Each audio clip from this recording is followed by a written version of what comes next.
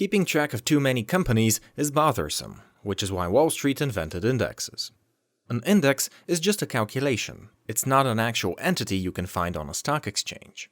You can't buy it directly, so it only serves as a benchmark for the stocks it represents. So what sort of calculations are we talking about? Well, every index has its own methodology, but the underlying math is usually very simple. Let's say you want to make an index for 5 different companies. You take the current prices of their shares, and every day you keep track of how much these prices change.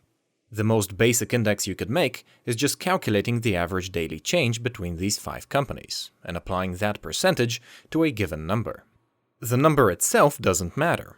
Some indexes start at 100 or 1000 for convenience, but it can really be any number. For example, one of the oldest indexes in existence, the Dow Jones Industrial Average, started out at 40.94. But like I said, the number doesn't matter. What's actually important is how much that number changes. But here's a question for you. How much weight should you give to each component of your index? In the previous example, we gave each company the same weight, 1 out of 5 or 20%. Most indexes, however, don't use such a simple solution.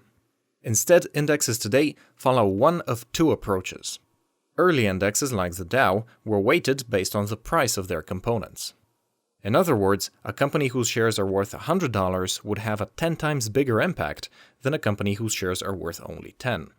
The math here is still pretty simple, which is why most early indexes use it. But as you've probably noticed, this approach isn't very accurate. In our example, weighting by price would give undue significance to some components above others. But companies obviously aren't equal, so we can't just use the simple average either. Most modern indexes, including the popular ones like the S&P 500, take into account not only share price, but also the amount of shares in existence. You see, price by itself is a very arbitrary metric. It doesn't reflect how much a company is worth. To figure that out, you have to multiply the share price by the number of shares that company has issued. The result is known as market capitalization, and that number reflects how big the company is right now, according to the market.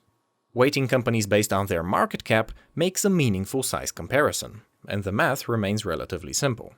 In our example, using market cap provides a better index than comparing just prices or using a simple average.